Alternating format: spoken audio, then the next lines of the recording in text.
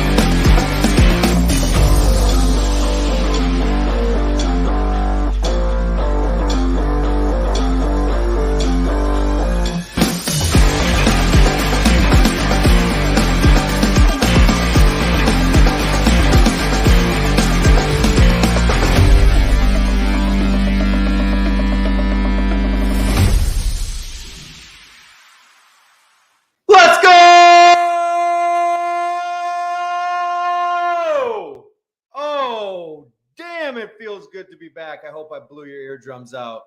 Cheers, boys. It's very good to be back on the Blackout. What's up, big dog? Welcome back. Oh, I missed you guys so much. The group chat was it was lit while I was gone. I'm so glad that my hiatus is over. We're back on the Blackout Show. Thank you all for joining us. I have some things to get off my chest. Do you guys mind if I get some things off my chest? The floor is yours, big dog. Ooh. All right. So I've been racking my brain, talking to everybody I can think of about what the freak is wrong with the White Sox. And I've come to the conclusion that Rick Hahn spent way too much time buying into everything that happened in 2020 in that 60-game season, and it's just been a snowball effect from there. And this year, Rick Hahn has run out of, to quote Gonzo, scapegoats. There are no more scapegoats for Rick Hahn. So in 20, they get to the playoffs.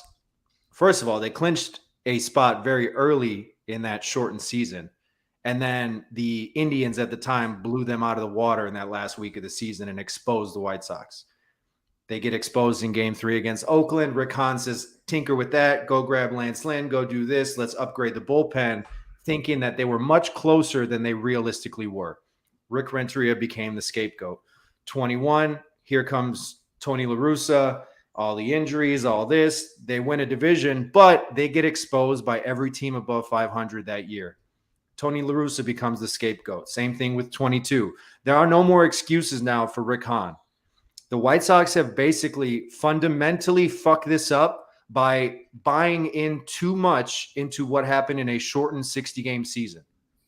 Jose Abreu won the MVP. That's all you really need to know about how much that really mattered, grand scheme of things. How many times do we hear Ozzie Jr. talking on this show about, 2020, we don't even count that. That shouldn't even count.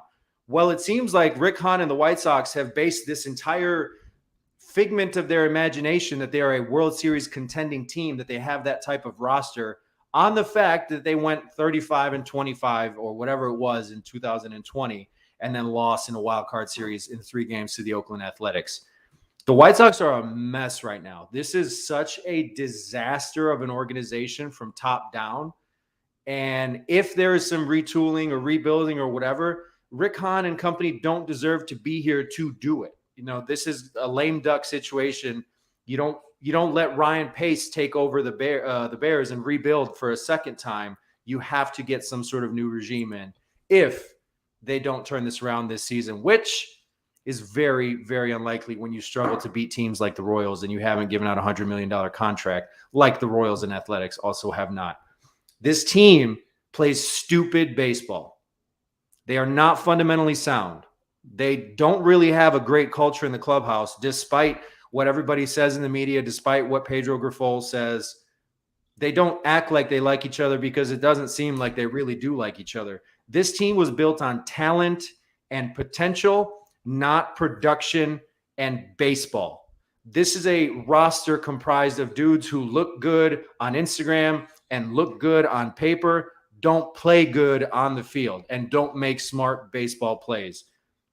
I know you guys touched on it last week, but like the whole Luis Robert situation and him not knowing his bench coach's name or not telling people that he's not feeling 100% in that game against the Rays where he grounds out and just kind of breaks it down before where he should have been safe.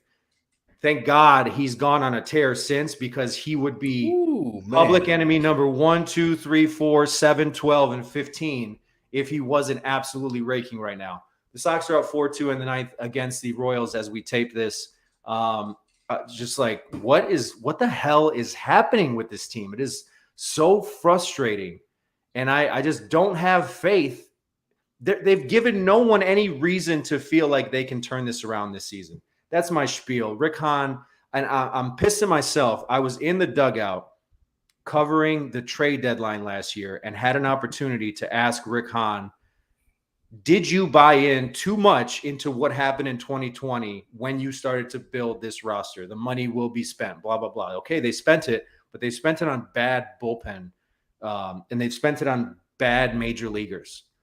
At the time, we all thought Rick Hahn was a genius, and, OJ's not here to yell at us for using the term genius, but we thought Rick Hahn was a genius when he gave Yohan Moncada his contract, when he gave Luis Robert and Eloy Jimenez their contracts. Yeah. Tim Anderson, to me, is still an incredible contract, and I know you guys have touched on that at length too, that he deserves way more money than he's made, and I don't think it's the White Sox that are going to give him that contract that he has absolutely earned so far. That's my rant. That's I've been simmering on this for a while. I just think the White Sox spent too much energy buying into what they were selling in 2020, and it's turned out to be false hope. Yeah, I mean, think about this, Slav. First of all, welcome back. Good to have you. Thanks, buddy. It's easier for me to ask Luis Robert to give me 200 viral TikToks than for me to ask him to give me 200 hits a season. Or how about ask him for his bench coach's name? Just the simple stuff. This roster, this team is cosmetic, and you said it from the open. It was built off of projections and the hope of building off of a flawed roster in 2020. Now we see the absolute truth. Like, if any of these guys are missing out of the lineup, we lose. If we get down by 3 runs, we lose. So there is no end in sight. Most of the problems are financially compensated and on our books. So, I mean, if we get into a situation to where we got to dismantle the team, how can you, in good faith, ask Rick Hahn to put the pieces back together? You can't. You can't. Gonzo, you alive? Yeah. I feel like at some point we just have. He looks angry, doesn't he? Like, right? he's got that, like, I'm so mad I'm shaking like this right now thing going. Like he in a Mortal Kombat lobby or something. Choose your player. Like, I want to believe, but every ounce of me is like, Slav. Like, I can't have this hope because I just know what the outcome is going to be, because I have no faith in who's leading the charge, who's constructing this roster, and who's likely going to reconstruct it, because he's probably going to be given the chance to do so because Jerry doesn't have the balls to get rid of him because of his loyalty. So I feel like, as our show, our network, we should go forward hypothetically reconstructing it as if he's not here, even though he probably will be. But from now going forward, we're going to put our name to it. Everything going forward, we're going to say this is what we would do if we were in his shoes, if we were actually hired by Jerry in that front office to do something about it. That's what I feel like we should go forward, have our own construction, and maybe they'll listen to us and maybe they'll do some of it. But for not, no, they won't. There, when's the last time here? Honest question. When's the last time either of you as fans really, really wanted something to happen? Like, there was a player that you really wanted them to go get, trade for, sign, whatever, and they actually came through, or a draft pick that you were like, we got to have this guy. Who's the last one? Honestly, though, this offseason, Benintendi was second on my list for left fielders. To say this.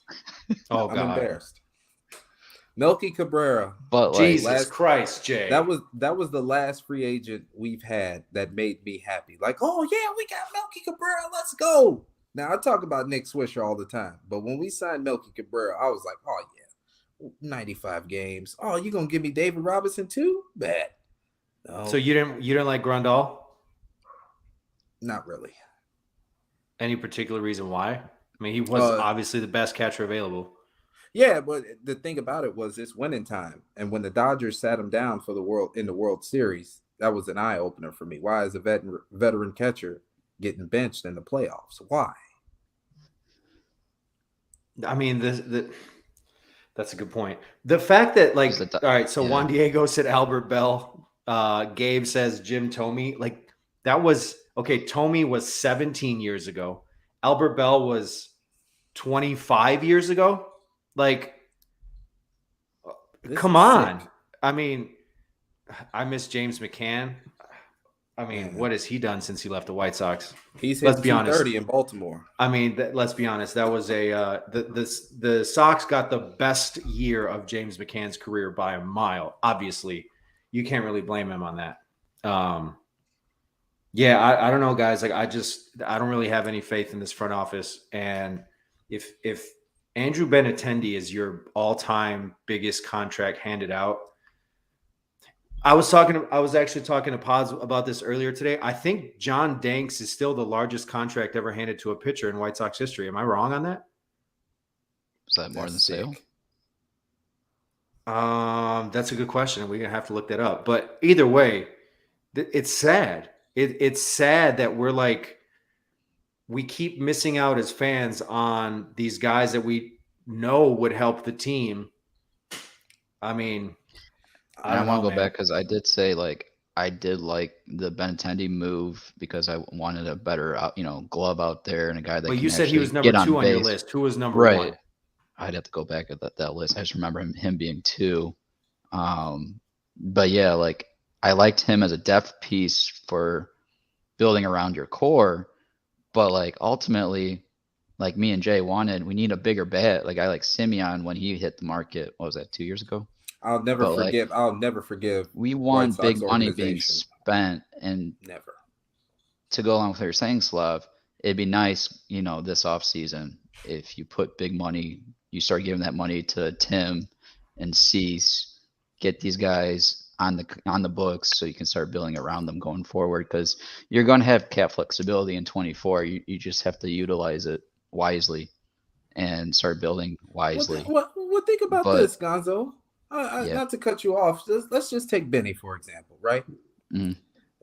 Andrew Benintendi is the highest paid player in franchise history who's not even being used properly by the organization. You didn't sign Benintendi to bat him third or lead off. That's the biggest failure within, because you got a good bargain in Benintendi, and you failed in putting him in the best position to succeed. If you get Benintendi, you have a hurt outfield. Why are you not going to accompany that with the Adam Duvall signing? Why aren't you going to go out and see what you could do to get a guy like Jorge Soler? I mean, those guys aren't sure things eat. I don't know what Soler has done. He gonna hit 30 bombs this year, and Duvall was the best player in Red Sox history before he broke his wrist. I mean. Look, I mean, Benintendi was a good fit. It's not his fault. You can't hold it against him that the rest of the team has no pop whatsoever. Yeah, that's true too. But it's not his fault. But come on, I'm not blaming Benintendi on none of this, because I mean, at the end of the day, he's gonna hit 280 to 300. He's gonna give you whatever in the slugging category. His job is to keep the line moving. The problem is the rest of the line ain't there. So now he has to play cleanup guy. Now he has to be a run producer. That's not his job. He was never that guy in any uniform. Even with the Red Sox, they were hiding him in the lineup. Sometimes 2, mostly 6 and 7 in that lineup. Even with the Yankees, they're hiding him in the lineup. The Royals are the only team to give Andrew Benintendi that much run as a guy hitting towards the top of the order. That's why his power was down. That's not his fault. But to your point, Rick Hahn and I guess now Grifol, they're using him incorrectly, but there's not a ton of great options. By the way, the White Sox just won 4-2 against the Royals. What a huge win. They are now 6.5 games back. Anyway, welcome to the Blackout Show. I'm Slavko Bekovic. I'm back like cook crack. Yep. Jay is still incestual, and Gonzo is still whispering into his headset. Some things never change. Boys, it's really good to be back. Let's get into now that the White Sox have won tonight. Let's get into some interesting things with the pitching staff and specifically with Griffol's grounds. I got it, Jay. You ready? You ready? I've been waiting to play this music. Ready? Doot doot doot doot.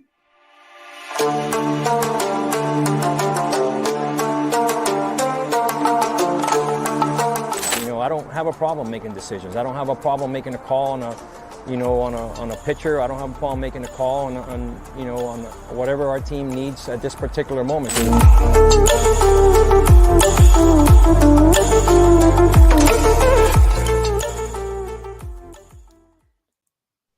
Lucas Giolito gets the win tonight against the Royals, improving to 2-2. He's got a 3.59 ERA. He's been probably the most consistent starter on the White Sox this year, which is crazy to think of considering what happened last year.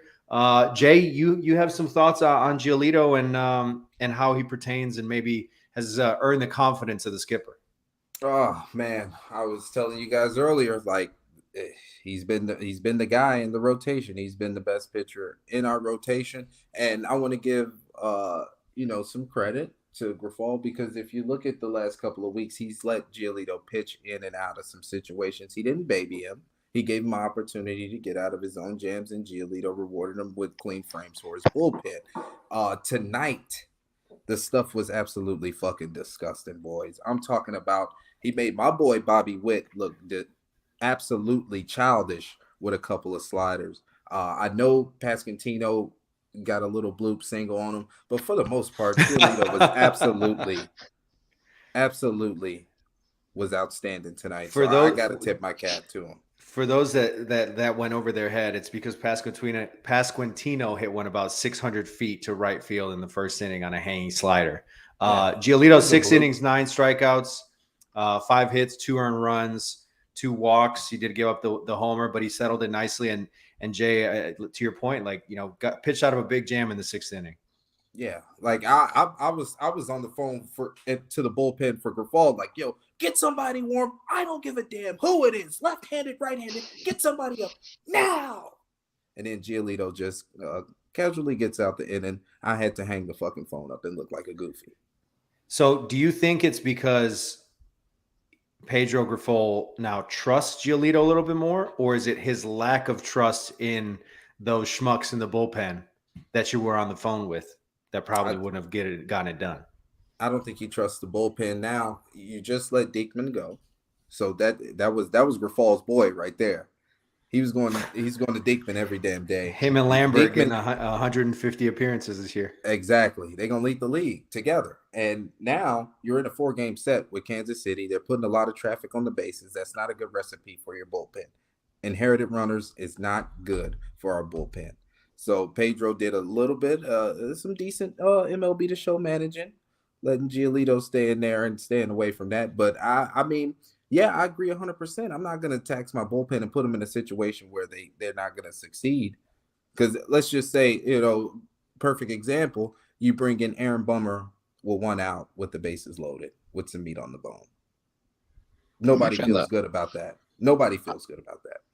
I'm actually on the other side of you, Jay. I think he's actually trusting Giolito right now because last, 5 starts in Minnesota, he went 7 innings.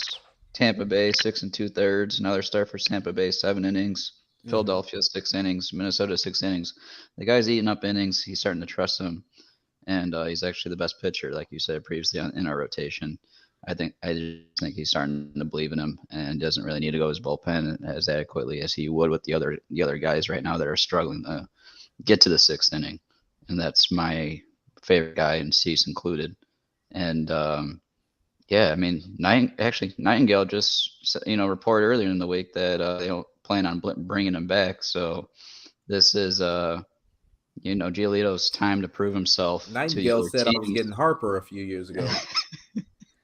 Nightingale was the only one that said that Tony La Russa was coming to the White Sox. That's true. Damn. Yeah. So in my books, he's even. So he batting 500 in your book, Gonzo. he's batting 500. Let me put it this way. I think there's a lot of people that can probably back up Bob Nightingale's report, though. Yeah. So if that's true, Giolito is performing for his next contract as he's in a contract season. And I hope he does the best, because the better he does, the better Sox will do ultimately. Because we need someone eating these innings up, especially when Liam Hendricks and Garrett Crochet haven't been back yet, but they're coming soon. So we need a guy like him, that veteran that's just eating innings. I thought it'd be Lynn doing that, but if if Giolito's doing it, all the better to him. We need him. To their credit, the bullpen, 3 clean, perfect innings. Joe Kelly, 3 up, 3 down with a strikeout. Reynaldo Lopez, 3 up, 3 down with a strikeout. Kendall Graveman gets his first save, 3 up, 3 down. Granted, it's the Royals and they suck ass, but you got to start somewhere. Giolito and Gonzo, to your point, he's playing for his next contract. He might be playing for his second half opponent. And if the White Sox are smart, and they're actually managing assets like they should be in the front office, if you know you are not bringing him back, no matter what, and you let him walk for nothing, I mean, you've got to trade him at the deadline. You have to get something quality in return for him, especially if he continues to pitch like this. He's giving you innings. Yeah. And it's not just like he's just Sidney Ponson out there, 6 innings, 8 earned runs. He's giving you a quality start after quality start after quality start. One of the sensitivities of the bullpen is there's no hierarchy. There's no clean, legit closer. There's no setup man. So when you're going a whole month playing Scrabble with the bullpen, it's hard. Everybody carving a new role on a not a brand new team, but a brand new regime. It's a lot of moving parts for the manager, the pitchers included. I think what Giolito has been doing the last 3 or 4 starts is giving a little bit of stability to the pitching staff as a whole. Something that Dylan, Lance, Kopech, and even now the wheels are falling off of my boy Big Mike Clevenger. So Giolito's looking like the Southside savior right now. It's much needed, and it's much needed. It's amplified because of Dylan Cease's struggles. Jay, before we bring in our guest Juan Diego, who's waiting patiently with us, Dylan Cease has really struggled since that opening start against Houston, falling behind, really making mistakes. And when he makes mistakes, they've been getting hit hard. It's very uncharacteristic because we saw literally an entire season go by last year where he had, I think, like 1 or 2 real clunkers. And now he's kind of had a few in a row. Are you guys concerned, starting with you, Jay, about Cease big picture? Not necessarily, because the velocity and the stuff is still there. I just think he's making some terrible decision with pitch choice. Because if you look, let's go back to the Trop, where I don't think he really pitched as bad as the line did. I think he made a lot of mistakes with pitch selection to the wrong guys. Because there's some lineups to where you could there's guys you could pitch around, you could throw balls out of the zone and get them to chase. The Rays aren't those hitters. They reel you in, and they have a lot of active bats to where any misplaced fastballs or sliders that get too much of the plate, they're going to get punished. Yep. And sometimes you don't have to get bludgeoned with doubles and home runs. Somebody could 6 and 7 single you to death. I just think that Dylan Cease is just being a little bit too picky in the pitch selection. I mean, I think the biggest gripe that I've always had with him is like the nibbling when he gets into 2-strike counts. And I understand, like, he's a strikeout pitcher. He's trying to avoid contact. To me, like, he'll take the next step as a true ace, perennial Cy Young candidate when he's more efficient, obviously, when the walks come down. But when he goes to like the Verlander route, like Justin Verlander was 99 in the first inning when he was a younger pitcher, and then he developed and became a smarter pitcher, threw more strikes, kind of held the gas for the second, third time through the order. And he was sitting 93 to 95 early. And then when he needed it, he really turned it up later. I think that's the development curve that we need to see with Cease.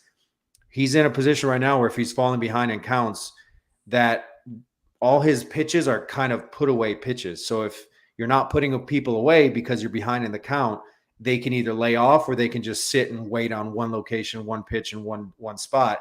And that's really what's getting him into trouble.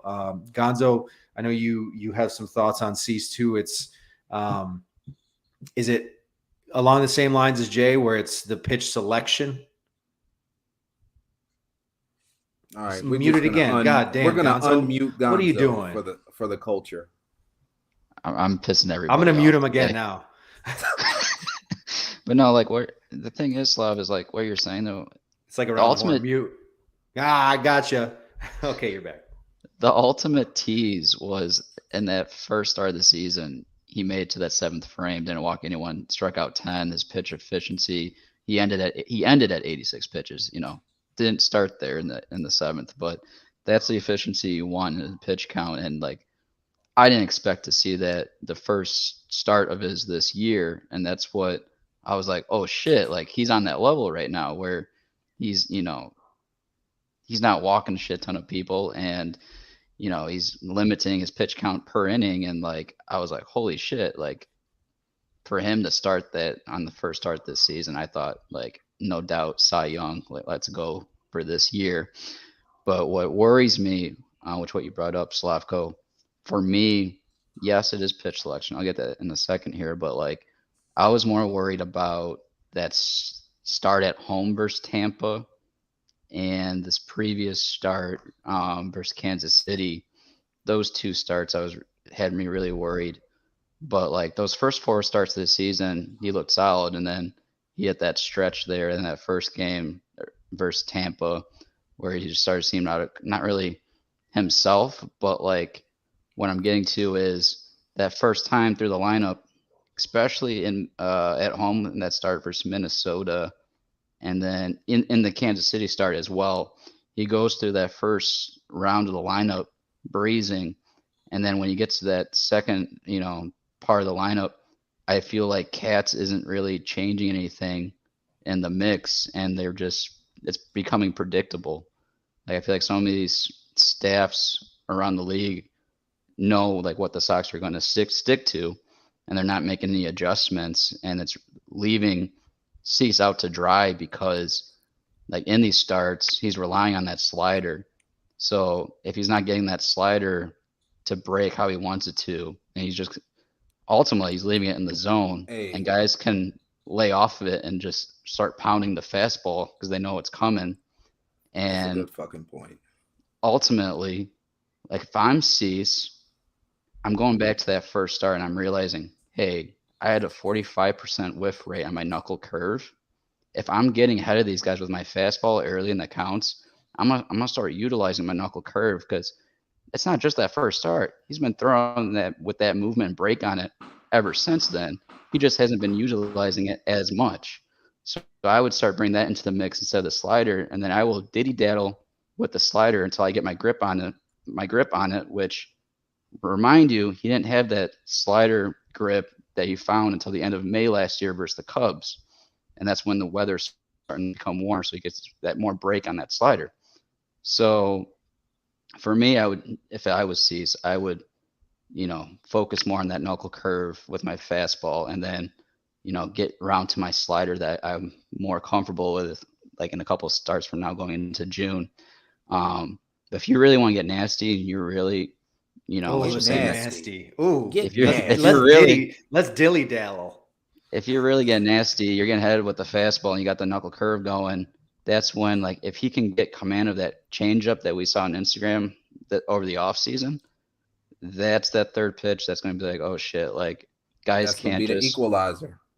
It's the same slot with that fastball of his, so they're not going to be reading it if he starts controlling that changeup. But the biggest question is that changeup, because we haven't really seen control of that either this year with that slider. So, I mean, look, I feel like a slider for him is muscle memory, but it's going to start coming when that weather's getting warmer, so he'll get more control on that break. So again, like to what you're saying, Slavko, I'm not really worried about him.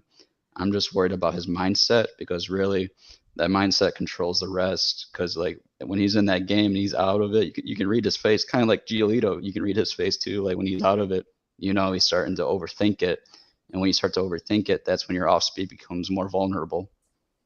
So that's my Cease is one of those breakdown of Cease.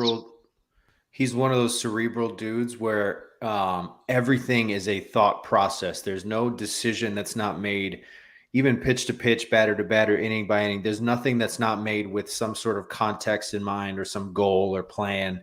And Giolito's the same way. Giolito, his body language, I think, is easier to read. Like, when he's either on or he's not. When Giolito's locked in, when he's got that he'll give you the little arm shake and he's kind of fidgety on the mound, he's locked in. Cease is generally very, very even keel on the mound. But when you start to see some of that kind of him getting flustered, to me, that's a concern because he's the type of person who's very cerebral and really thinks things through. He's not a thrower anymore. I don't think he's learned enough about himself and pitched enough in the majors to become, or at least have the tendencies to be a pitcher.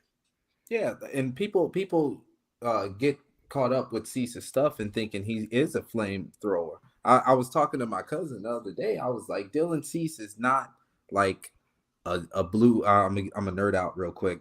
Dylan Cease is not like a Blue Eyes White Dragon or a Charizard. He's a very cerebral like kind of pitcher. He's a dark magician, a tactician, where there's a lot of stuff that has to go right. He has to have feel, he has to have command, and he has to get some calls because we alluded to it earlier.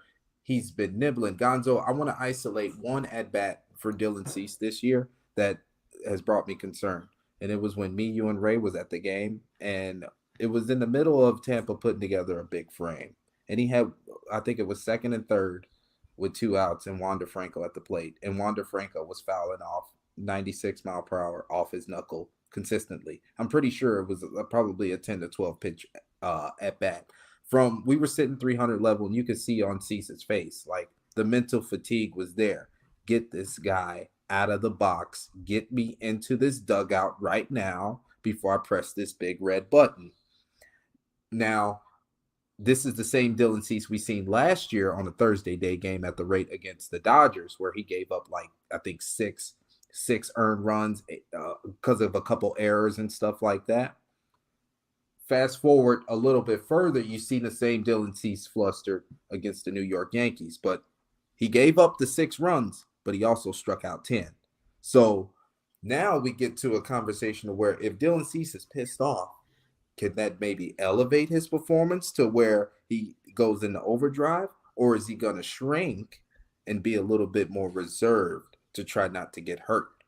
When I was watching him pitch to Wander Franco, his fastball was not exploding out of his hand. He was throwing it just to get it to the plate. He didn't want to throw a slider, and it was cold, and he didn't have the feeling for the knuckle curve. So he was frustrated with that too. So he just started pouring 94 mile per hour fastballs to the best hitter on the team. That is bad practice right there. Very bad practice. I think there's certain guys who can channel that anger and frustration. And I think because of how he is wired, he needs to be very kind of clear-minded for every pitch to execute. And I think in those moments, like, to his credit, you haven't seen it a ton the last couple of years because he's been generally very good. You don't see those moments where he's frustrated and he's overthrowing. How many times have you seen a guy reach back? I think Kopech still does it quite a bit. He really wants an extra mile or two on the fastball. He reaches back. It's 2.5 feet high out of the zone, and it only comes out at 95. He has that ability to, when he's clear and kind of in control, his mechanics, he's so good and so kind of natural on the mound that he can pop 98, 99 with ease. And I think that's a great point, Jay, that in those moments when you're flustered, what separates the great pitcher from the very good pitcher, because it's going to happen in the playoffs, it's going to happen down the stretch in September, October, to overcome those hurdles and still execute and not get out of whack. I think that's what separates the elite from the very good.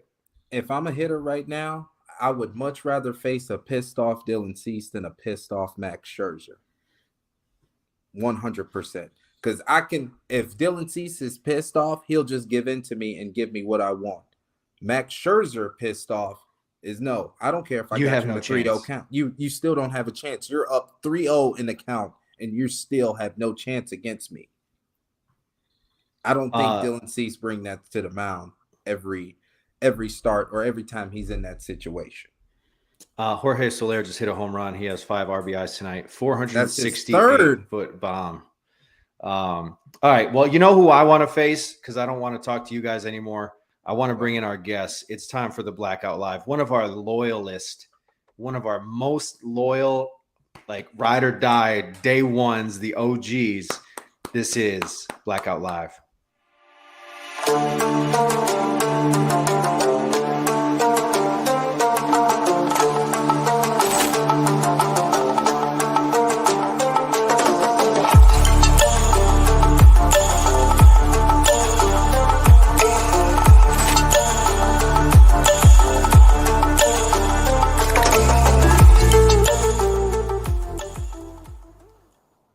It's time to bring in our Venezuelan brother, our man. Cheers to you, Juan Diego Montenegro. Thank you for joining us, man. How are you? Well, good. How you doing, guys? Good night. At least it's in a night that we won. About time. Yeah, it hasn't been many this year, so. So what do you think? We've touched on Giolito and Cease so far. Gio going in one direction, Cease in the other direction. What do you make of those two so far? First on Cease, I mean, what Gonzo says that you have to wait until the summer so the slider can have a better grip and a slide as supposed to be. You cannot have a pitcher just for June and beyond. If you're gonna be a ace, you have to be ace from day one to last day. Amen. So today you can see Webb and Valdez and go up to the 7, 8 inning. Webb had 7 hits and 7 strikeouts, and he still didn't have 100 pitch in the 7 inning. How? Their efficiency. You have 9 guys behind you that can grab the ball. So you cannot be like that Cease and Kopech. They be 100 innings just to keep into 5, just to qualify for a win. So if you want to be an ace and you want to get that money, because that's in the horizon of every guy over there, you have to be an ace all the way.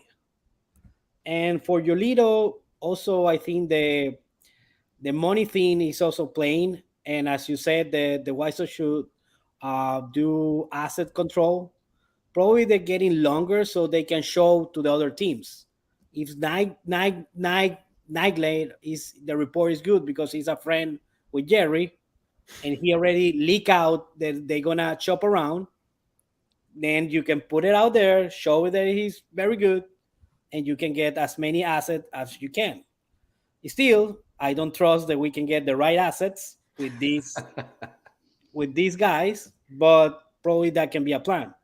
Because, I mean, as you said, the good part that we're seven games behind, 7.5 games behind. Yeah, but we are 9 and, I don't know, 10 and 20 something lost games. So we are a bad team. We cannot win and go through Kansas City as a big team and go through them, and that's it. We lost yesterday. We gave, 10 runs in an inning, and today was a tie game with Jordan Lies on the hill. Yeah. So, and yesterday was Greinke, 2 guys that have been forever. You know what they pitched, you know what they had, and you still cannot put some runs on the board. Also, yesterday I told Gonzo, the umpire was giving the high zone to Greinke. Why didn't we went to the upstairs part of the plate? Run some fastball 96, 95, whatever you got, and see if they get called, because they are getting to the other side. And I cannot, there were so many hits yesterday, hard hits, 2-out hits. I cannot understand that this coaching staff 6 months ago was in the other side. How we don't have a better plan to this team that is in last place. They only have won 3 games at home. How? You know all those guys. from babies because they have so many kids they've been around. I don't understand. So for me, it's the same team, probably even getting worse. It's the same fundamental errors, the same inefficiency for the starting pitcher, the same cannot score runs with. I mean, the Minnesota game, we had the fastest player in the game twice at third base with 0 outs and 1 out. Twice. The guy that was on the mind of these guys because the before the 2 days before both games we won it because Hamilton speed. So how can you not bring those guys out? These guys don't understand that you can bunt the ball. There's a Man, you had Anderson. Anderson cannot squeeze a play, cannot bunt a ball. I mean, I understand if you have cheats, and still you have to try it because the other way around, you are not successful. There are many, many, many data that you are bad doing that. And just in that particular game, we did it like 3 innings in a row, and we lost. So, I mean, there's so many things bad in this team. Juan Diego, I just want to go back to what you said about Logan Webb. I was watching a little bit of that game, and we know Logan Webb is a sinker baller, likes to pitch low in the zone. The Nationals got their leadoff guy on 5 straight innings and refused to score a run. It was an outstanding job by Logan Webb because he didn't have his best stuff today, but he stuck to his plan. He was prepared, and his pitching coach and the Giants did an outstanding job making sure he got through 7 clean innings today. Because by all means, he was supposed to give up 6 runs today with as many hits as the Nats put up in a short amount of time. That was really good pitching. We were just talking about Dylan Cease, another pitcher who aren't getting out of those type of jams these days. Like if there's some traffic on the bases against Dylan Cease, there's some crooked numbers being put up. I mean, I agree with you wholeheartedly in the sense of we're 13 to 14 games under 500. Why aren't you bunting guys over to get a win? That Minnesota game, the extra inning Sunday game, pissed me off because all you had to do was play baseball. That game never should have got to the 10th inning. And then it never should have got to the 11th inning. Oh. And it never should have gotten to the 12th inning. That was embarrassing. That's a stupid team, for a lack of a better word. Like, I'm sorry. Like, there's no productive outs. The fact that you have a guy on second with nobody out and you cannot get him home, arguably one of the fastest players in baseball, you cannot get home from third with less than 2 outs. I mean, I'll give Carlos Correa credit. He made a couple nice stabs on some hard hit ground balls with the infield in. But where is your approach? Why are you not trying to hit that to the right side? Why are you rolling over on a ground ball to the left side of the infield, regardless of that? The fact that you can't get a fly ball deep enough to score Billy Hamilton from third base. I mean, these are tiny things, and I hate to like harp on the 05 White Sox, but those are things that they did very well. That's one of those games where I feel like maybe you miss a guy like Jose Abreu because he's going to get that run home. He doesn't care about getting the base hit. He doesn't care how. He's going to get that guy home. That's a run producer. That's a guy who that's production. When you are in a tie game or a 1-run game and all you have to do is get a guy over and get him in, you have 3 batters to do it. There is no reason. There's no reliever that you shouldn't be able to do that. The one, I guess, the leeway I'll give Billy was when he tried to lay down that bunt. I can't remember which inning it was. He was going for the squeeze. Like, it was a really solid thought.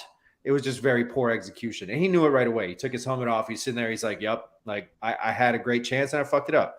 But then he had chances in the next 2 innings on base to get that run home. Tim Anderson, like, Jay, I've heard you say this so many times.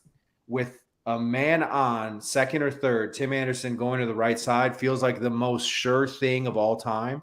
And still somehow they're rolling over it and grounding out to short with the infield in, or shallow pop fly. Like, That was one of the most frustrating losses. To me, that loss is stupider than Tony La Russa intentionally walking Trey Turner with 2 strikes and giving up a home run to Max Muncy. No joke.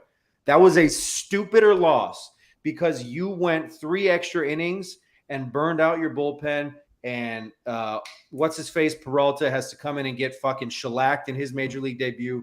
Like, that should never happen.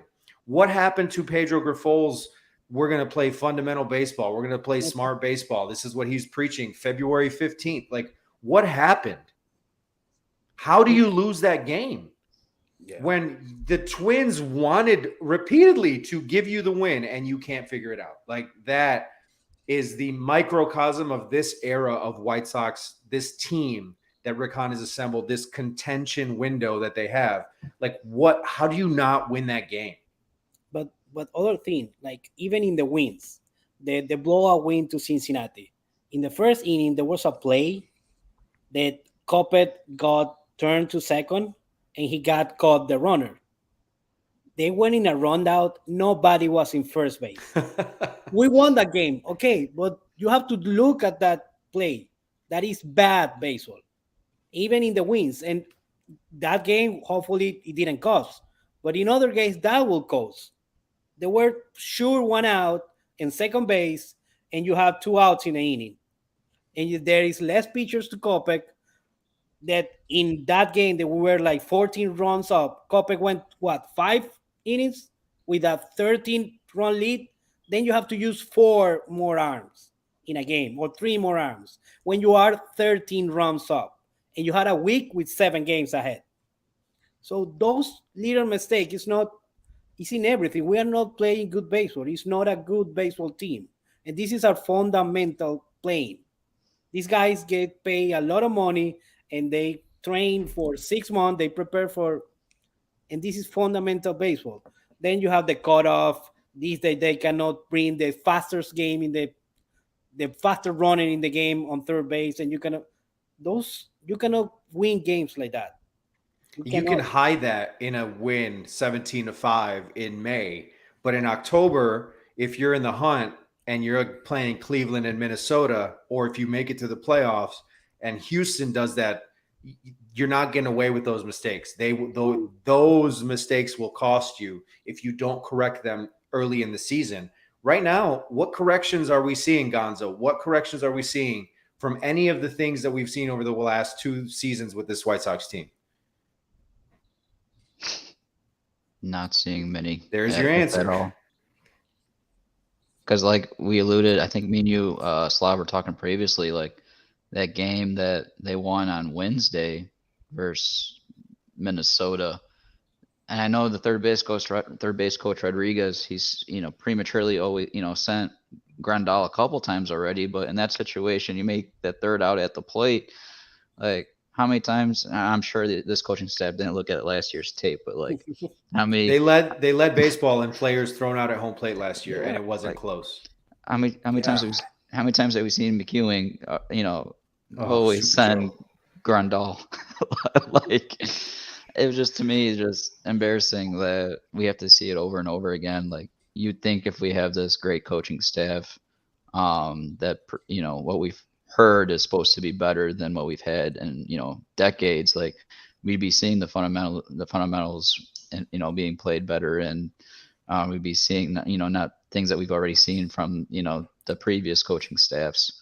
And ultimately, like, as much as we'd like to see that the Sox winning back-to-back series versus the Twins and the Reds, those should have been sweeps. You should have won that third game versus Minnesota. And you should have won the game. You had a lead on Saturday, and Clevenger gave it up ultimately. But those are games you have to win, and those are 2 wins instead of 2 L's, and on that record total, and you're that much more closer to getting that lead. That lead deducted. Do you know how much a ego boost it is to say we swept the Minnesota Twins this week? Do you know how good in the White Sox clubhouse you'll wake up feeling the next day? Don't worry about your win-loss record. We swept the Minnesota Twins.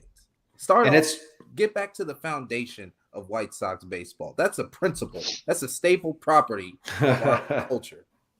It's 2 games in the standings too.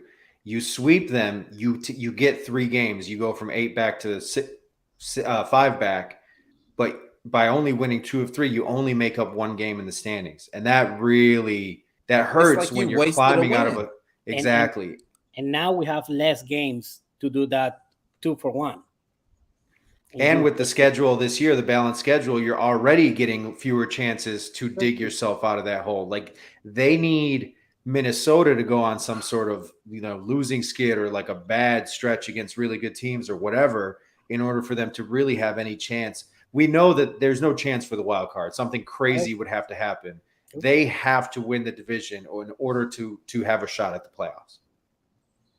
Yeah, but still, if we make the playoffs with this team, I mean, the AL Central is awful. So we go to the playoff and we get swept again in the first round. It's the same roster. It's the same team. Are they going to blow it out after that? Oh, no, they're going to claim, oh, we went to the postseason. So, I mean, this team never has been 2 years in a row to the postseason if you take out the COVID season. Right. Never in 100, I don't know how many years. A lot. Know how demoralizing that's going to be.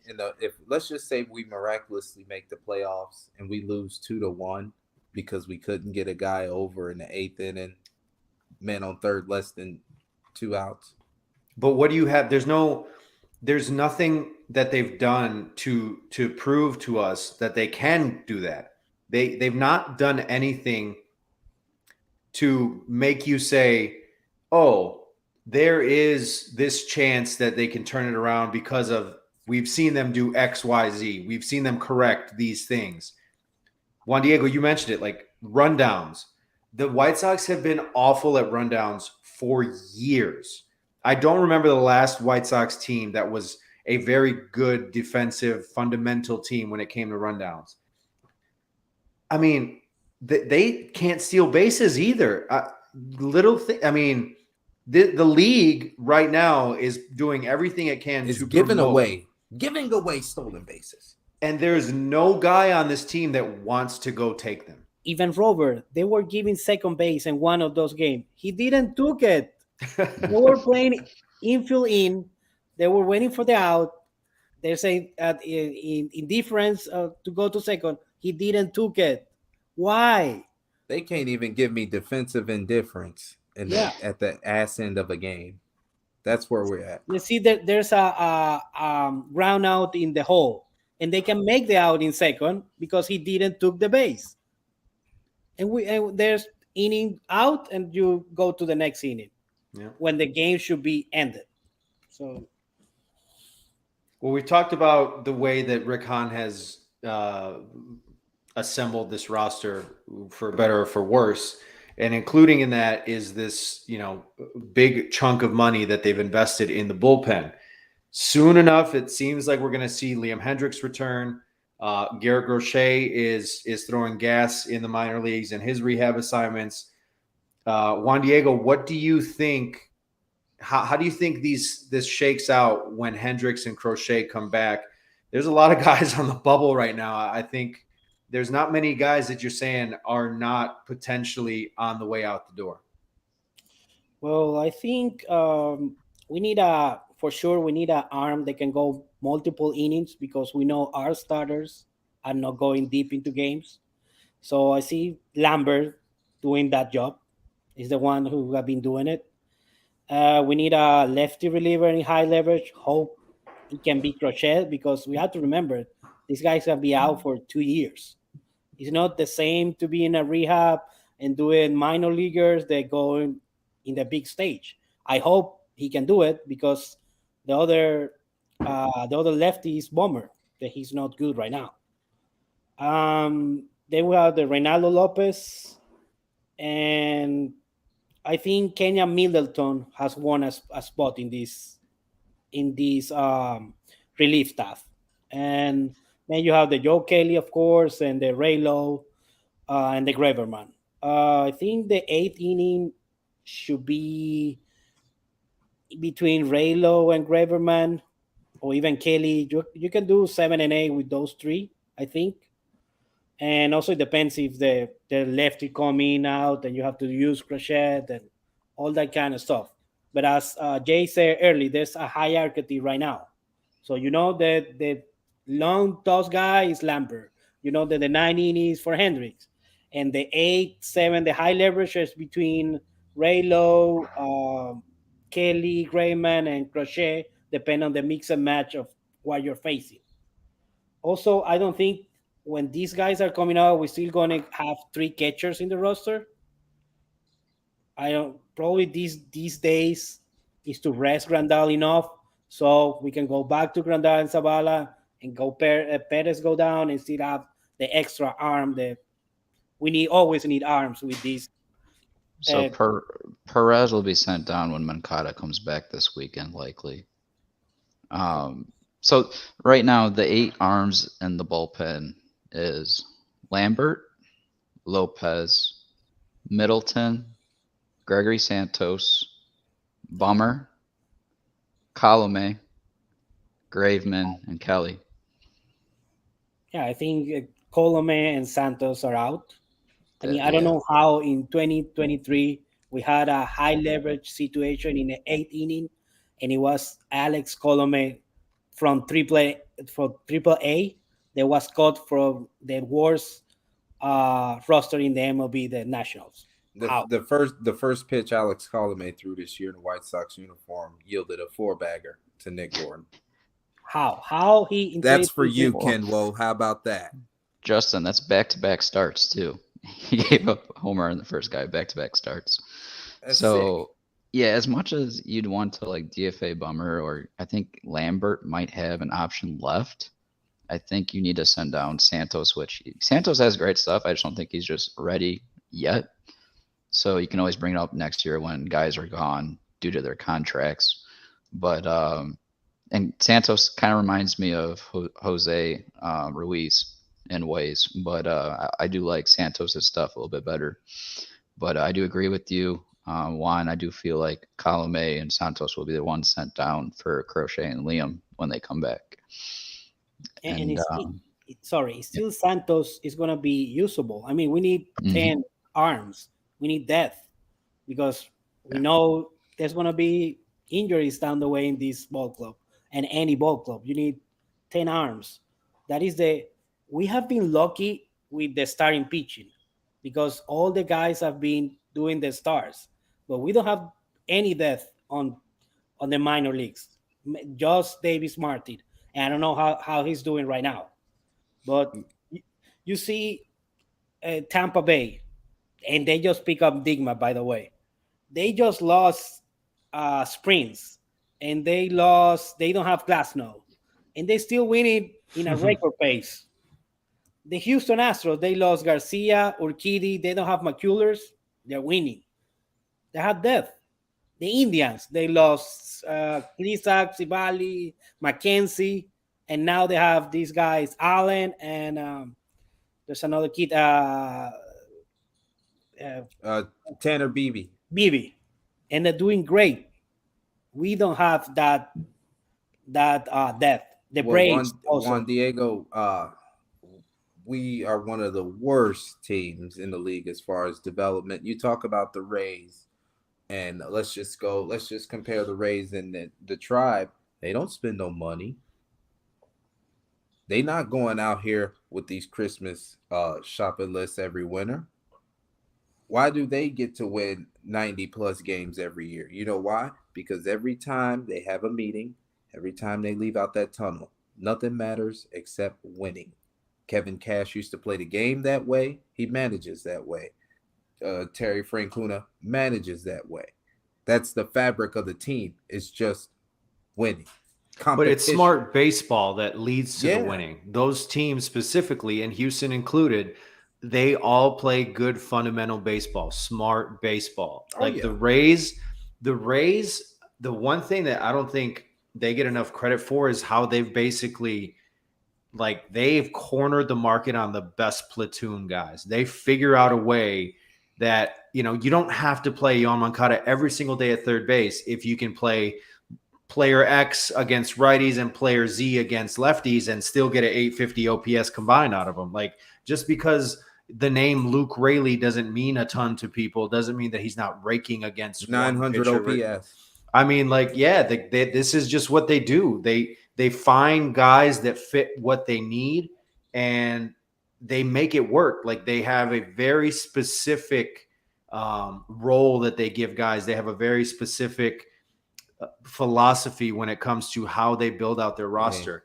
I mean, what star players does Tampa have? They've developed or signed, and by signed, I mean as international free agents. I mean, the guys that they have and build around are homegrown. Like, they play good, smart baseball. Now, Wander Franco may be the showboatiest or the flashiest of those types of guys, but he gets the damn thing done. Like, he's probably a top 3 MVP candidate right now. I mean, Luis Roberts should be that type of guy.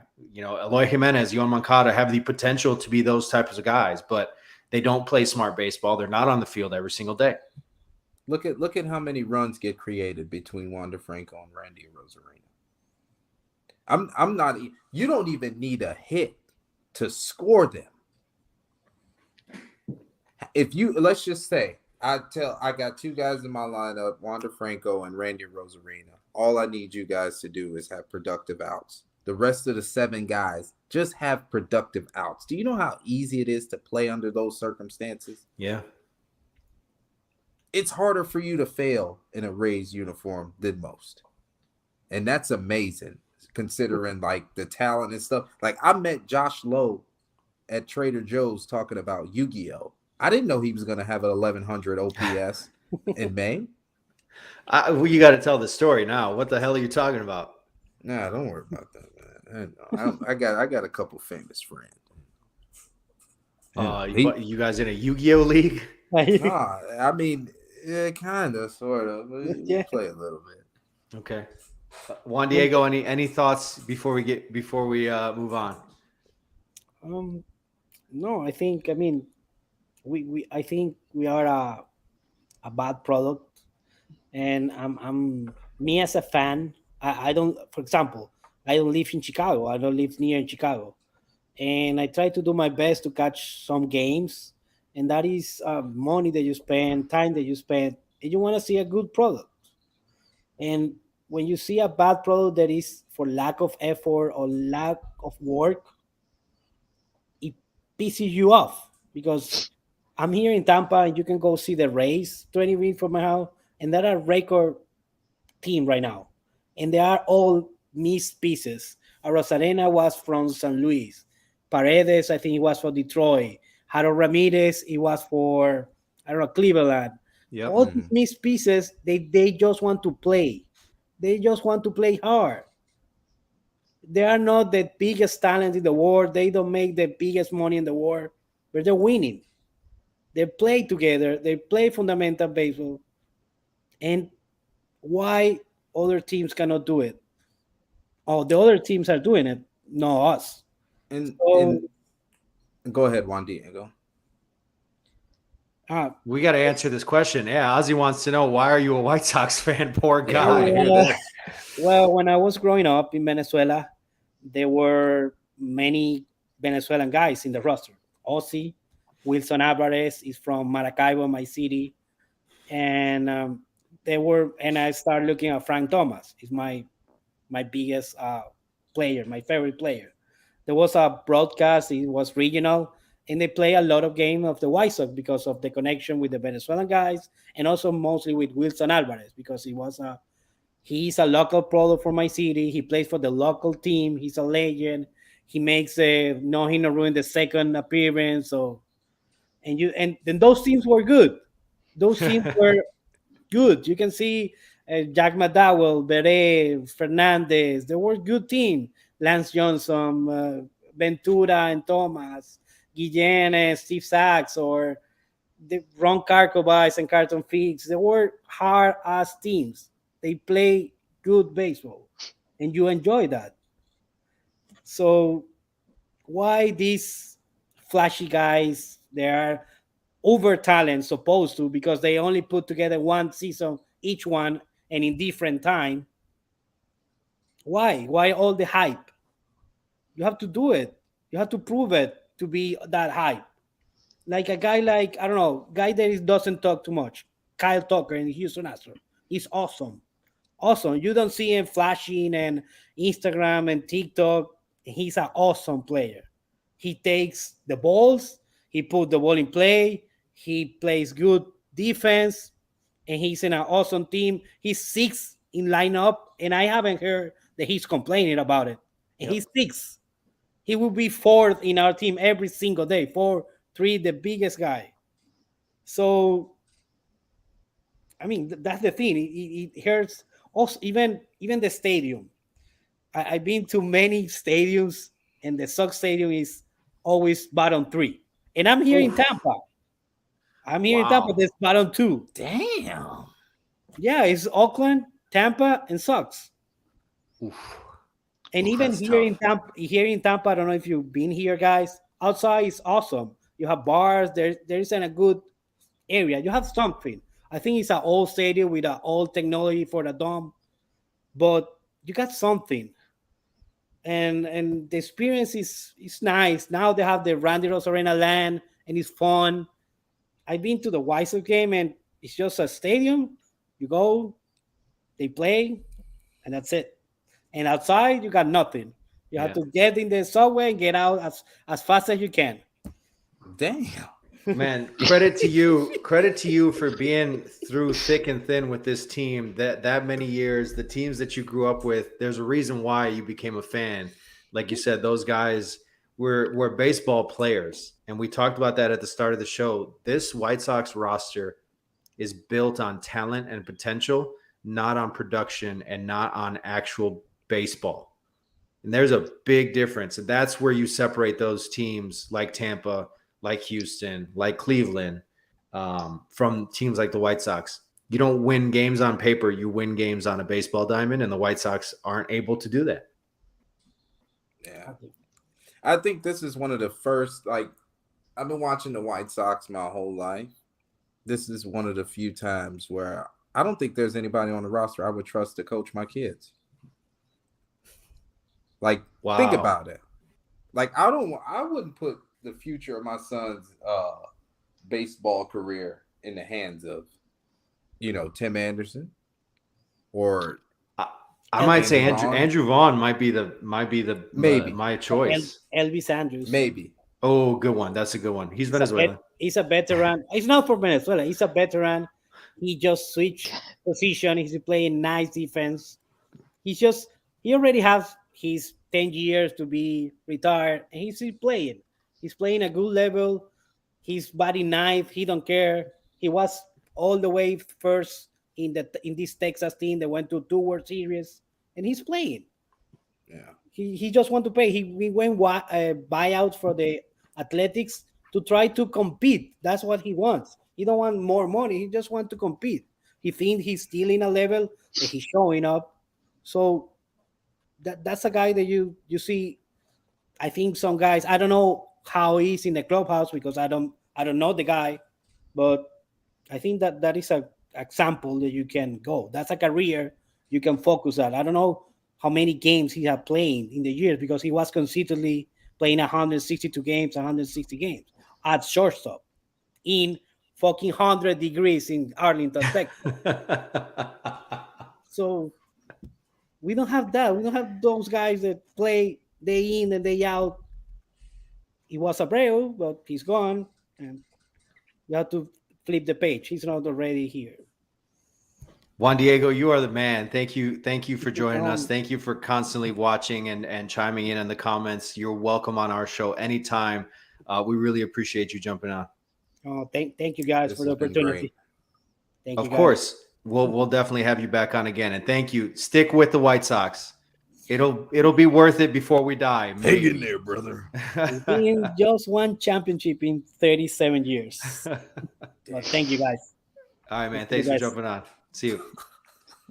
Thanks, Juan Diego, he can come on the show anytime. Like we had Ray the Barber on episode 1 talking about like watching the 05 World Series in what was it, like Afghanistan or something, and now you got, from Venezuela growing up with the White Sox. I love to hear shit like that.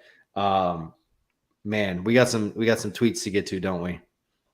Oof. Yeah. All right. I got it, Jay.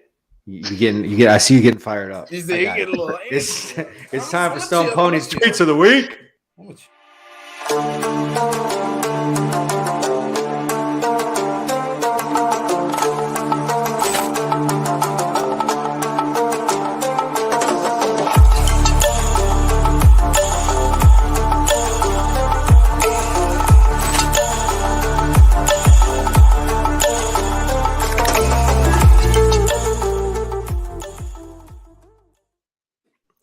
As usual, there are a number of really quality discussions happening on White Sox Twitter, as there always are. Gonzo, what do you want to get to first? Do you want to get to the fact that the White Sox are constantly injured and never play together? Do you want to rail on Eloy Jimenez for getting a random appendectomy that's going to miss 6 weeks? Where do you want to go with this? Let's start with some very heartfelt tweets by our friend Gordon Beckham. Yes, Gordon Beckham tweeted, just saw, as you can read on the screen, just saw Eloy to miss 4 to 6 weeks after undergoing an appendectomy. Anyone remember when Adam Dunn played 7 games after this procedure? Unreal. He played that quickly. I don't remember Adam Dunn getting his appendectomy, but I guess for Adam's sake, a lot of shit was going south, not just the stats he was putting on the field, but off the field he had, that procedure done. How's he catching that stray? How's he catching the stray right now? Poor guy's just sitting at home minding his own damn business, and all of a sudden he's getting thrown under the bus. Well, this is Gordon making a point that number one, Adam Dunn is a crazy tough fucking son of a gun, which I guess it's ironic to say son of a gun after you drop an F-bomb. But also like kind of the softness of today's modern baseball player. I think if I recall correctly, I do remember Adam Dunn having this procedure, and I remember him coming back like crazy fast where he really should not have. I don't know how much of it was his say, how much of it, like Herm Schneider was running the team at the time, and like he's doing everything in his power to get those guys back on the field ASAP. But certain things are out of your control. Like when you have a procedure like that, I think a lot of it is, 4 to 6 weeks. It's just one thing after the other with this team. Yeah. And you got to think about it too. Like there's no rehab for appendectomy. It's just, you're on the shelf. We'll see you in about a month and a half, maybe 2 months, depending on how long you're going to stay down in Charlotte. But my boy, my co-host on BGR King Mac was calling Eloy soft. And we had to come down on him in the group chat, in the bad guy group chat, because there's nothing you can really do. You can die from appendicitis. Like if his appendix ruptures, it could be game over, depending on who you are and how your anatomy stacks up. So hopefully, I'm glad Eloy got it taken care of before it was literally too late. Hell, I'll see you back. I'll see you back in July. Eloy, rest up, feel better, but. And Eloy hit 2 bombs too right before that. So yeah, if it ain't one thing, it's another. You're just starting to get on that roll, which when Eloy gets on a roll, that whole lineup starts to heat up. And man, why can't we just get rid of this, injury bug? Slav, go ahead and show us this injury bug with these stats. Read us the stats, because it just makes me more depressed knowing that through the past 4 years. Now you put me on the spot. So what you're getting at is, we've at NBC, on the pregame show and on the postgame show, they've talked about how little the White Sox core players have played together since they all got them together. So they put this out 2 days ago. The White Sox core, meaning Yohan Moncada, Yasmani Grandal, Tim Anderson, Luis Robert, Eloy Jimenez. So those 5 guys have only played 45 games together since the start of 2020. out of a possible 420 games, which is now disgusting. it's like 10.8%. It's something stupid. Like, that is so depressing. But my issue with this is it's an easy cop-out for the front office to say, well, we were never healthy. Well, we've had bad luck. Well, the injuries. Well, we were never whole. And I don't know off the top of my head what their record is when those 5 guys all play together. I know it's considerably over 500. It's not like 120 win pace by any means, but it's like a really strong record. It's a very strong team. The problem is when 91% of the time you don't have those guys all together, like you shouldn't even discuss it. It's not a thing. That's like saying it's like taking out a loan and you actually can't have any access to the money. Well, you have the money, you just can't use it. Well, what the fuck is the point? I don't have the money. I don't have the money. Pretty much. It's sick. I'll lend you this money. You can have it, but you can't do anything with it. TLR won 93 games under those circumstances with 11%. But he had Jake plan. Clam and Brian Goodwin and the Greyhound Billy Hamilton. Oh my God. And You're incredible. Actually, you're part of the problem, Slav. What? That Billy Hamilton comment. I knew where you He transcends.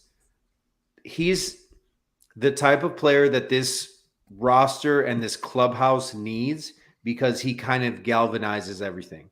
He's obviously not going to hit 300. He's not going to hit 20 home runs. He's going to play good defense. He's going to run the bases well. But his impact is so much more necessary in the clubhouse because of what he does to bring all of these pieces together and unite them. I was talking to Pods this afternoon. We were talking about Billy Hamilton.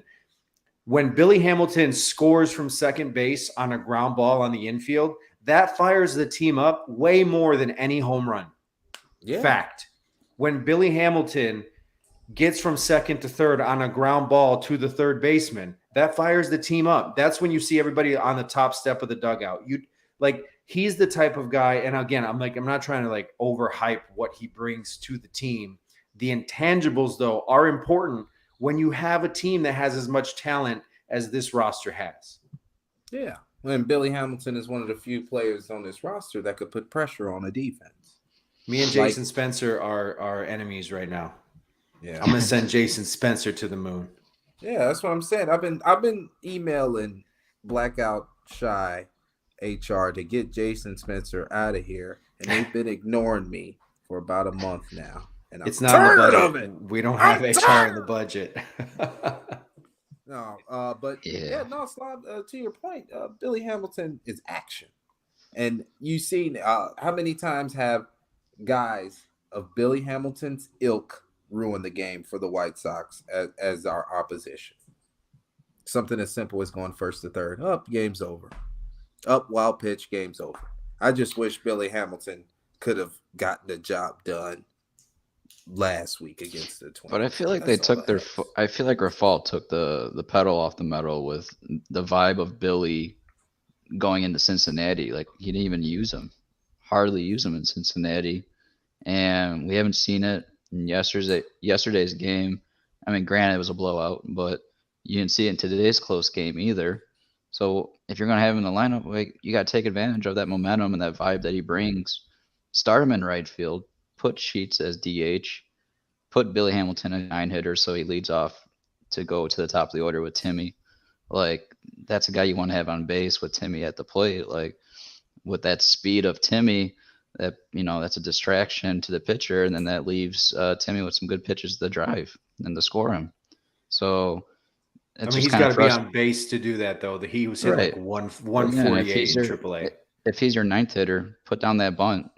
Take advantage of the defense, with that speed on the base path. Yeah. You're only going to utilize Billy in pinch running situations, so why not utilize your opportunities with him with putting him in the lineup where he's going to see at least 3 at bats?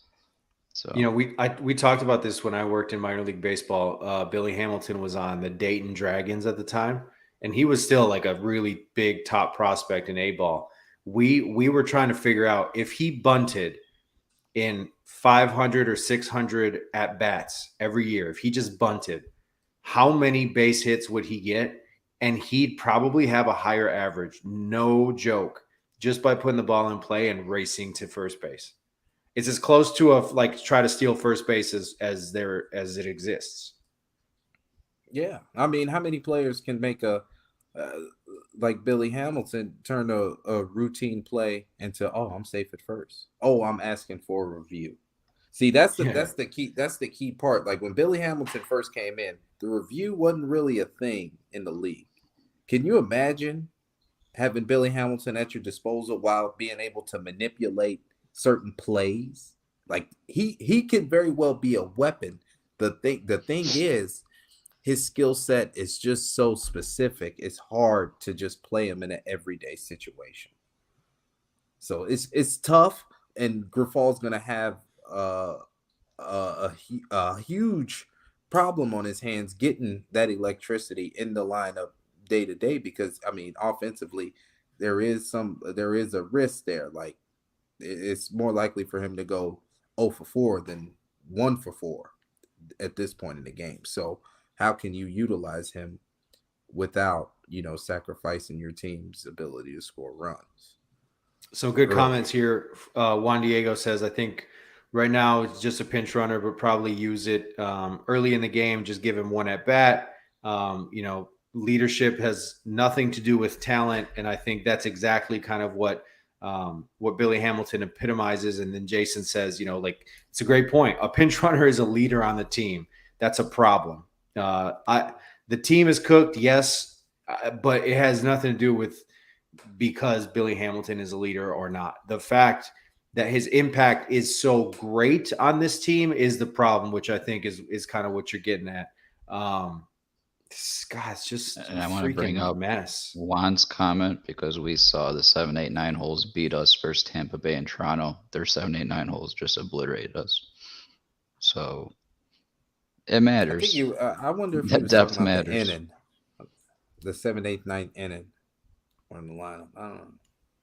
Well, no, Gonzo was talking about batting Billy ninth.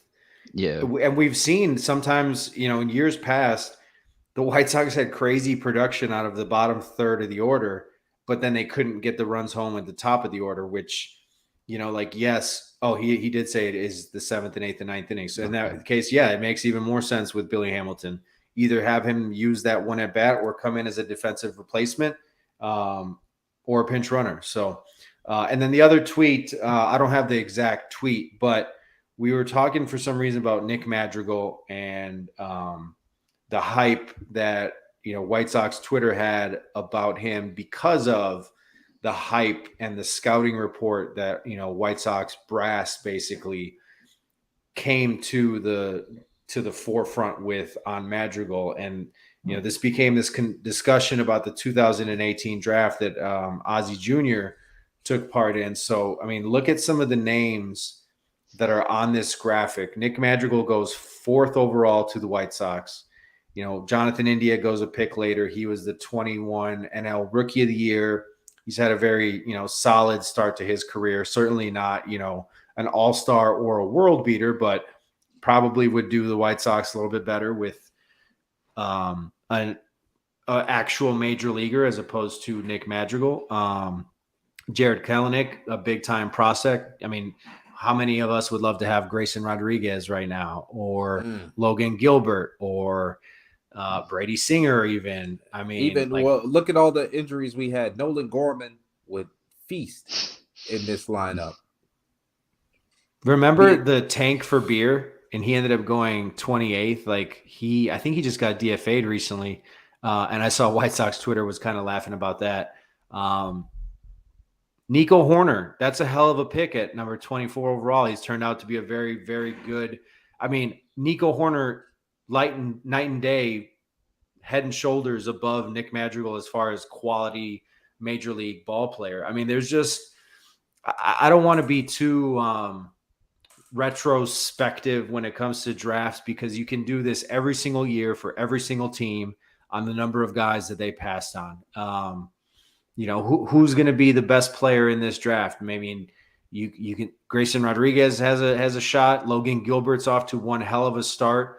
Alec Boehm, Joey Bart, Casey Mize, And Kelnick was like he finally is off to a hot start. I know they brought him up last year and he was kind of cold, but he was worse than cold.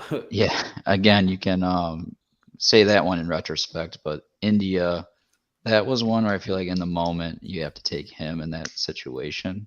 Why? And I know we had Eric just as a prospect. I felt like his approach to the game was better. And again, like we were questioning, Madrigal on the bases, even in the minors. But that's just a guy I felt like in the moment they should have grabbed. But then again, like I know when we had Eric, which I thought it was a genius idea, calling Cincinnati up to see what they would, what the package would be for India. But like in this situation, like you wouldn't have to make that trade. You would already have him, so you don't have to waste resources to use those resources elsewhere. If you're going to trade a guy like Montgomery or, one of these guys where if your scouting department's like, this guy could be replaceable, and not be like a Tatis situation that you give away the, if you had a better scouting department than the White Sox had that time, maybe you would understand what talent you have. But again, like that's what scares me too, is like when you're going to be, let's just say going back to Eloy, if, he doesn't get injured, his value starts to rise. Same with Robert. Then you can trade Eloy and Robert and really give yourself a good retooling. But we can't even trust, not only our GM, but the front office that's below him with a guy like Chris Getz and some of these other, persons in that front office that really didn't grow up in the game. They never were playing professionally. So it's frustrating because as much we want to see change, it's just going to be a waste because it's the same people doing it over and over again. And I think there's only one owner in Chicago sports that made change, and that was McCaffrey. Surprisingly, changing the Bears. When you see more of that, when you see Jerry clean the front office, clean the committee that he talks to, start over again if he wants to see a better product that his business is based off of. Even if they drafted Jonathan India, do you think they would have developed him? That's the bigger question. And I know someone just posted that in the chat with Gilbert. Yeah, Juan. Yeah, and Slavko, that's a great point because, like, who have they, developed position players wise? You can just say, what, Tim Anderson? And then maybe Berger. Yeah. Maybe Berger with his bounce back from the injuries, but that's just not enough. Yeah, even if we do get the right guy, like for me, looking at that draft, I was going Kelenic because I watched him work out, Midwest guy, yada, yada, yada, whatever. But do you trust the White Sox organization to put them in the best position to succeed? Because I'm thinking they're going to, if they find this premium talent, they're going to make sure it's treated like premium talent. And you're not going to have these kids in an incubator in the nest long enough to develop them. You're just going to cast them out into the fire. And what you're going to have is Jarred Kelenic batting .210 with 20 home runs and 68 RBIs as the crown jewel of your fucking regime, batting cleanup in a lineup that's winning 68 games. It would have led the White Sox in home runs last season if that was the case, which is sad. I understand why you're upset, Slav, because you've been a Sox fan longer than me, and you've seen this in way more detail and in-depth than me, right? As a casual fan. I'm kind of glad that I don't know all the fucked up shit. I'm glad. I'm glad. Leave me in the dark. Lie to me. Jerry Reinsdorf, lie to me. Rick Hahn, keep lying to me. I appreciate it. It's defeating when you know things that give you, on one hand, it's helpful when you get some clarity on things, but on the other hand, most of the time the clarity just pisses you off or confuses you. So, hey, They say ignorance is bliss for a reason.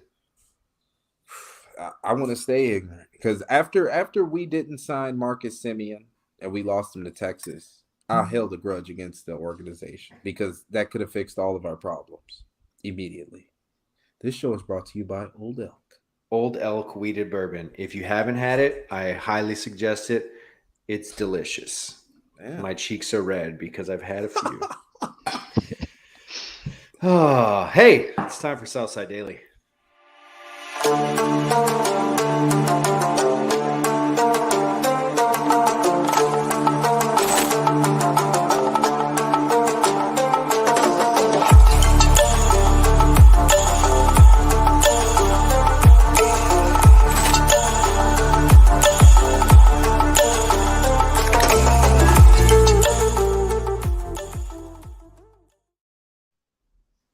Gonzo, what do we got? Yep, this is Southside Daily. We have 2 more games here, Wednesday, Thursday versus the Royals.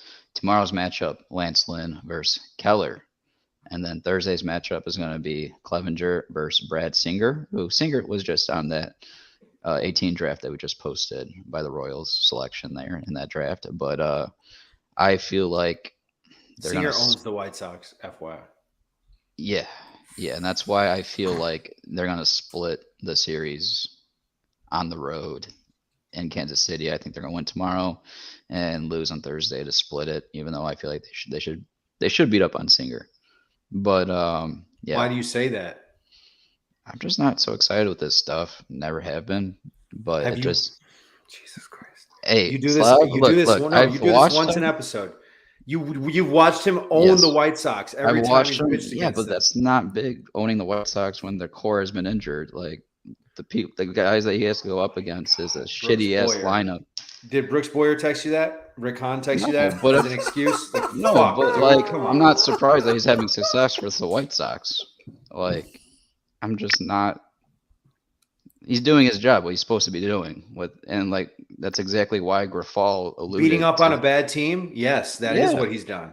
Yes, and that's so. Why do you have faith that he's going to? What do you mean? I said they're going to lose on Thursday.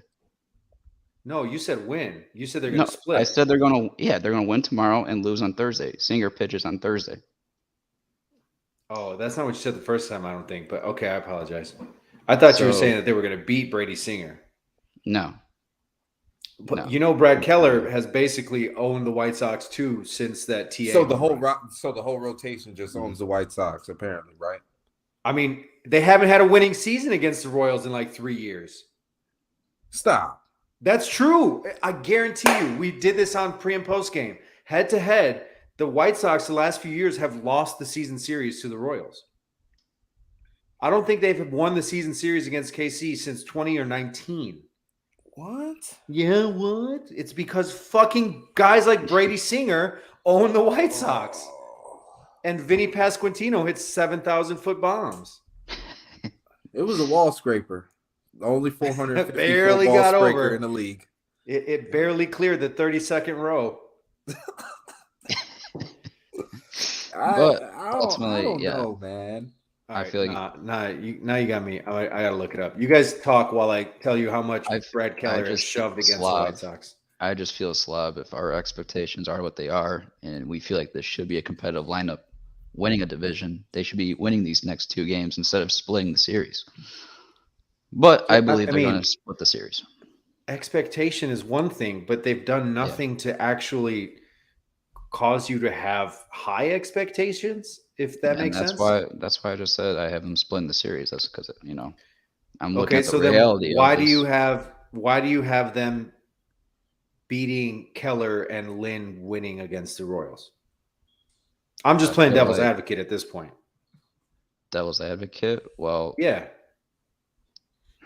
Again, if your offense is hitting on their cylinders with the pitching, they should win these matchups.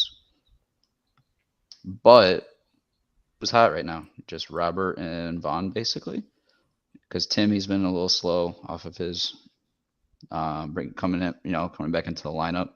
He had an off day today, which they said that was planned. But I think that there's fans like us that see him and don't see those wheels really burning on him. So I feel like there's something still staggering, but that's just speculation. But I just hope Tim gets hot soon because we need him. But yeah, I just feel like they're going to split it. And they're going to go back home Friday through Sunday versus the Houston Astros, who they split the series to begin the season. And it's going to be Friday's matchup is Kopech, and they haven't put a starter yet, a projected starter. Saturday is going to be looking like Cease versus Bielik. I haven't seen him pitch yet before. And then Sunday's matchup is looking like it's going to be Gio versus Hunter Brown. Their prominent rookie right-hander. Sunday's game, I think that's going to be a good showdown.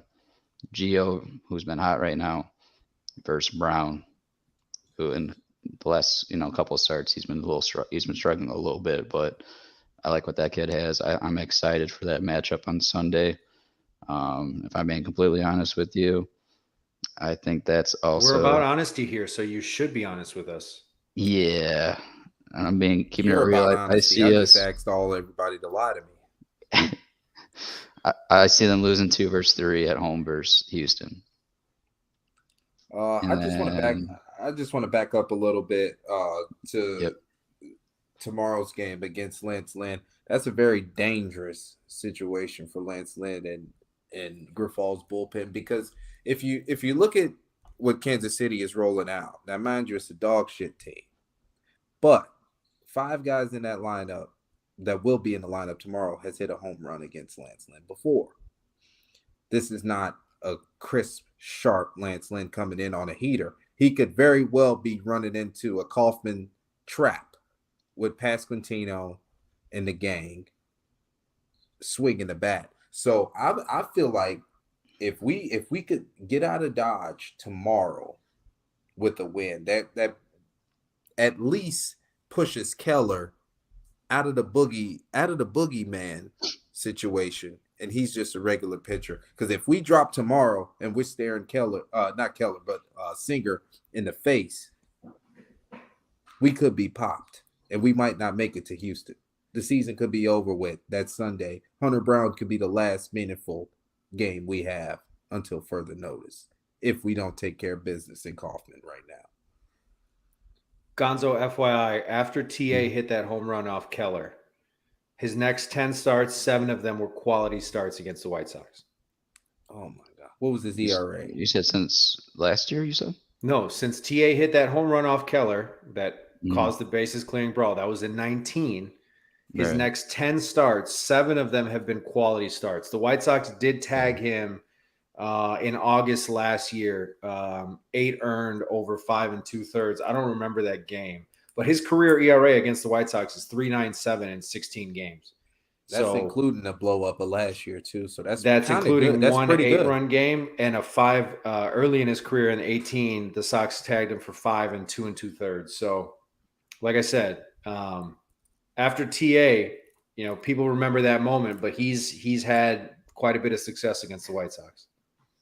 Yeah, I just like what I've seen out of Lance his last 2 starts. And he's given up 4 earned both, but I'm seeing him go deeper. Those last 2 starts, he went 6 2/3 and 6 1/3. So he's getting a little bit deeper in the games, and I want to see him start to bounce he's back.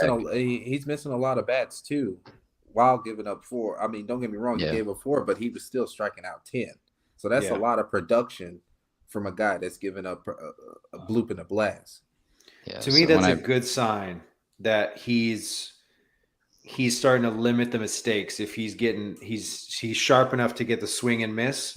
If he's not giving up the mistakes, then you're looking at the guy that they want him to be. Go deep into ball games, quality starts, 3 earned runs or less, and really save the bullpen. Yeah, and when I say they split the series, I'm just saying because matchup based, like I feel like Lynn is turning that corner. So I like the probability of the White Sox winning tomorrow versus Thursday because Clevenger's on the opposite. He started hot, and lately he's been getting bounced around, so he's on the down. And I don't like that probability versus Singer with with the success that both Keller and Singer have had, I like the Sox probability more in tomorrow's game versus Thursday's game. Okay. Yeah, I'm expecting Keller tomorrow to give us a higher volume of strikes. I really think Singer can pitch himself into some jams, and I'm not talking about giving up some hard contact. I'm talking about ball four to the wrong guys. If he gets into a situation where we already seen TA and Luis Robert both take first inning walks. If Brady Singer puts himself in position to give up a couple runs early, that's a game changer because the Kansas City's bullpen is trash, and we need insurance runs on this club ASAP. Isn't it sad that you can point out like specific single instances of these two players taking walks in the first inning? Like how many other teams? Recent. Like how many other teams are like, yeah, Mike Trout got a first inning walk. Like, ooh, fuck! God damn it, this team pisses me off. All right, let's make our weekly picks before we get out of here. You're not done yet. You're not done. No. The Houston series, Alvarez batting 283, 7 home runs, 32 ribbies. That's the guy to pitch around. Then I forgot to say, fuck. Yeah. I mean, Pedro hasn't done it yet, so I would think that, but Pedro hasn't yet. So, then yes, the last series, the beginning on Tuesday is going to be at home versus Cleveland Guardians. Junior's favorite team is rolling into town, and it's going to be Lance Lynn with the second start of the week versus Shane Bieber, their ace in Cleveland. I feel like Guardians are going to take that game to begin the series. So how I see it, split. I don't split see Cleveland winning the series. Yeah, split in Kansas. They lose 2 of 3 at home versus Houston and lose the first one versus Shane Bieber. All right, Slav, what you got? Depressing as fuck. Gonzo basically said, we're losing the series against Kansas City. We're definitely going to lose against Houston. Right. Oh, and don't forget, we might lose the first game to the Guardians. Well, be fair, we had back-to-back series wins, and I have us splitting in Kansas before things get really bad. Wow. They weren't bad enough earlier. Okay. 13 games under 500. It's just peachy. Aren't you guys pumped that we started doing this show at the very wrong time? It's great. I like talking to you guys about this shitty baseball team. Let's make some picks.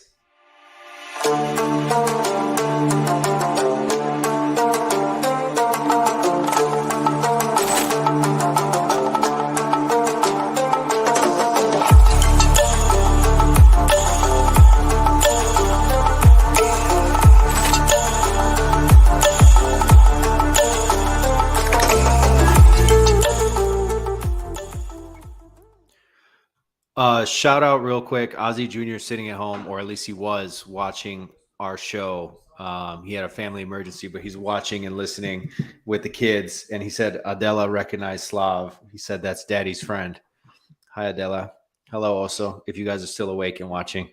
All right. Picks to click for this week. First of all, let me pat myself on the back for my Jake Berger pick a couple weeks ago. Don't here we go me.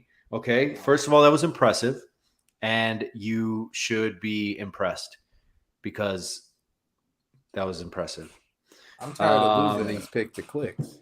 I thought didn't you get one last week? No, you got one this week. Round of applause, Jay. Good job. Congratulations. Oh, Gonzo's in the note editing right now as we speak. Great job. Yeah, I gotta make sure I put in his tally before I forget that. So I didn't win with TA. Who did you pick, Jay? I got Opie, right? No, he doesn't even know. Wait, I'm trying to. Oh my God! All right, Jay, you picked Gavin Sheets last week. Hell of a pick. Yeah, Gavin Sheets went 4 for 11, 2 runs, 2 home runs, 4 ribbies. He had himself a week. Did better than Timmy. Oh, thank you, What did Tim do? So the order this week is going to go UJ. It's going to go Justin, Slav with the second pick. Me that's his pick because Junior picked. Who did he pick? I think he picked Berger, who went in the DL, so he didn't contribute at all. So it's going to be Justin, Slav, me, and then Junior. Before So, I pick, yeah. when is Moncada coming back? That's what Junior asked. Why would you pick him even if he was? The reports I'm trying to stay hot. He's coming back. He was this 3 for weekend. 3 tonight in Charlotte.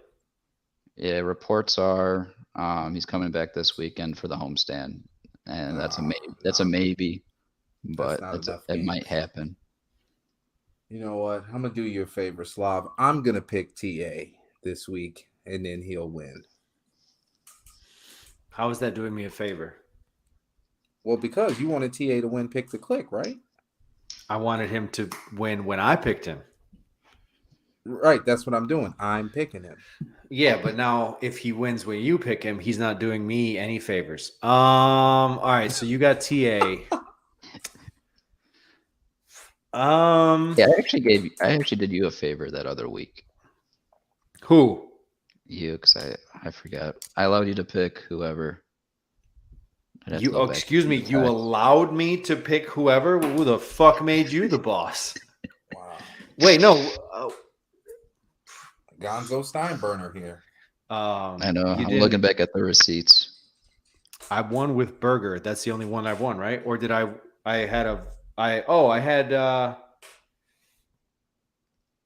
the other one because Vaughn. Yeah, Vaughn hit the walk-off, the first walk-off win of the season. How is that not a tiebreaker?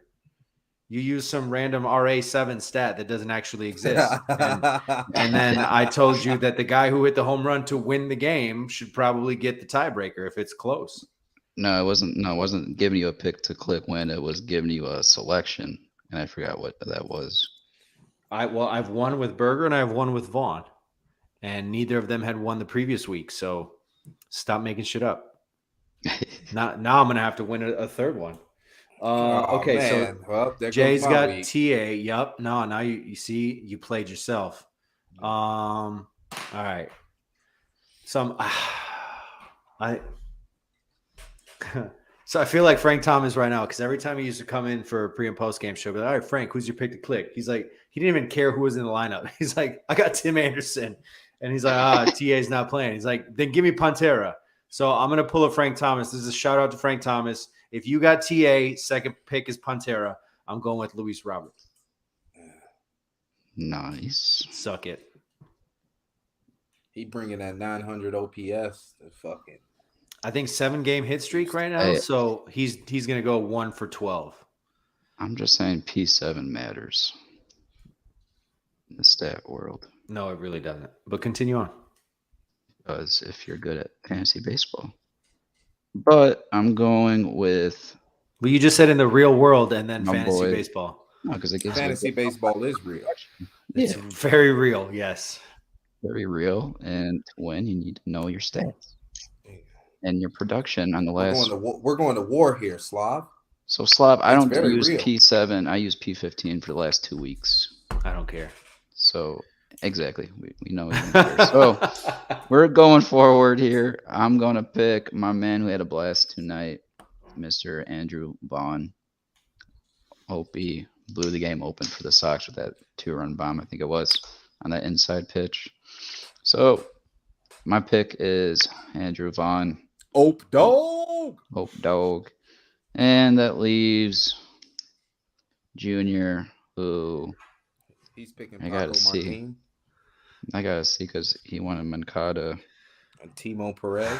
We should give him Moncada by default. Yeah, because he said TA was his 2 option, and you picked him, Jay. So Junior's gonna go hope and pray for Moncada to come back this homestand. I'm hoping that Granny comes back. Wait, TA was his number 2 option, so yeah, Moncada was his number 1 option. Yeah. Should lay off. Hey, if you don't believe me, man, I got the tweets right here. No. Hey, you know what's tripped out? Those were his 2 options. Look at that. Those were my first 2 options. Look at that. Read it. My option's only 1 Moncada. Well, your camera is very high quality. I can actually see. Yeah. Very nice. It's beautiful. Congratulations to you and your phone. And congratulations to me in advance for winning next week's picks to click. Not gonna happen. So what's our score right now? I've got 2. despite the fact that I have not been on for 6 episodes. So you guys Come on, suck. come on, dog. You and me- Gonzo's got have 2. Junior's got 1. Jay's got 1. We should give Juan Diego 1 retroactively for being amazing and for listening and tuning in every week. He was a great guest tonight. So Jay's got Tim Anderson, Slav's got Luis Robert, Gonzo's got Vaughn, Junior has his boy Yohan Moncada. All right, Gonzo. Anything else? Nah, I just love the fact that Juan came on with the fire from Venezuela. Thank you for being a White Sox fan, Juan. I know you brought up the A's and the Rays in that selection too, which all are paying. Wait, Slav, weren't those the 3 teams that haven't paid $100 million player? Kansas City, Oakland, and the White Sox. Okay, Yeah. so that's right, not the Rays, but the 2 of the 3 there. So I'm I sorry. think Franco was the first guy that they've given a $100 million deal to, if I'm not mistaken. I believe you're correct. Yeah. Yeah. So unless they would Fred have been- McGriff got one as an expansion player, but I don't think Brown that's Dog the did case. not. No. No. I do want to give not really a shout out, but for retrospect for the family of the Chicago officer that was shot and killed off duty. She was just about to earn her master's, and right off duty she was shot and killed. All the prayers to the family for that officer. That hits home for me being in the field. So yeah, all the wishes going to her family right now in a time of grief. But other than that, that's all I got for tonight. Got to give my shout out to Juan, my girlfriend, Soraya, who's always listening to the show, and Slav. Love having you back, man. Sign of relief for us. I'm miserable. I hated it. I didn't want to be here at all, but you got me. Whatever. Welcome back. He's just here so he no, doesn't man, get it was a fined. blast.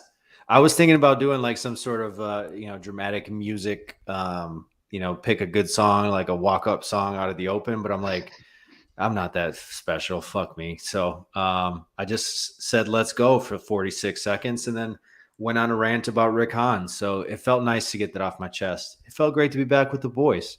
Sorry that OJ couldn't make it. Ozzie Jr. dealing with some family stuff, but very active in the chat. Thank you. And thank you to Juan Diego, man. Like you're awesome, dude. Thank you for listening every week. Thanks for chiming in the chat, and all of you guys who tuned in. Make sure to subscribe on YouTube at the Guillen Grid. Follow us on Twitter, Blackout Show, Shy, Facebook, Instagram, anywhere you get your podcasts. We got a TikTok. We just created a TikTok. We dilly and dally though. Yeah, so check the TikTok out too. It's we've had some hot a lot of people like that Oscar Colas clip that I put on there. This is the best compliment I've ever received. Sorry, I had to interrupt your TikTok. I came back wearing the 4-5. It ain't to play games with you. It's to aim at you.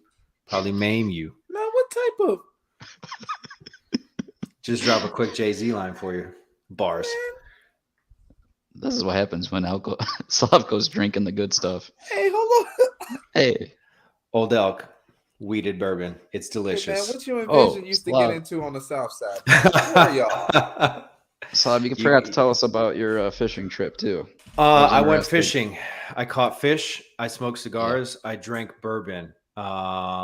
We ate very salty foods, but it was delicious. We go fly fishing up in Wisconsin every year, like around Cinco de Mayo, first Saturday of May is the opener for the season. We had a great group, bunch of Serbian dudes. Then my buddy from Michigan, who's Italian, became part of the group, and he's been coming the last 4 or 5 years. Dude drives 9 hours from Detroit to Michigan or to Wisconsin to fish with us. So shout out to Phil. Yeah, it was a badass trip. Hopefully get a chance to head back out there soon. So thanks for holding down the fort, boys, while I was gone. I'm very, very pumped to be back. My hiatus is over. My tenure at NBC has come to an end. If you haven't heard, but more on my future next week. You'll hear the reveal for what happens next in the world of Slav. But I'm excited to see what happens. Like, I'm not covering the teams that I root for professionally anymore. So I'm like, I wonder how that's going to change my fandom. I watched the Sox game out on the patio tonight. I lost my shit last night when Connor Bedard when the Blackhawks won the lottery to draft Connor Bedard. So Huge. off to a good start. I'm fun employed. And that's why I drink weeded bourbon and bullshit with you guys. So follow us on Twitter, on TikTok, on Instagram, Blackout Show Chicago, on Facebook as well. Download the podcast, Apple, Spotify, Google. We'll get that tonight's episode up right away. Shout out again to everybody in the chat. Thank you for watching. Thank you for listening. We love you. We love the White Sox and hate the White Sox at the same time. For Gonzo, for Jay, for Ozzy Jr., I'm Slavko Bekovic signing off. Thanks for listening to The Blackout Show.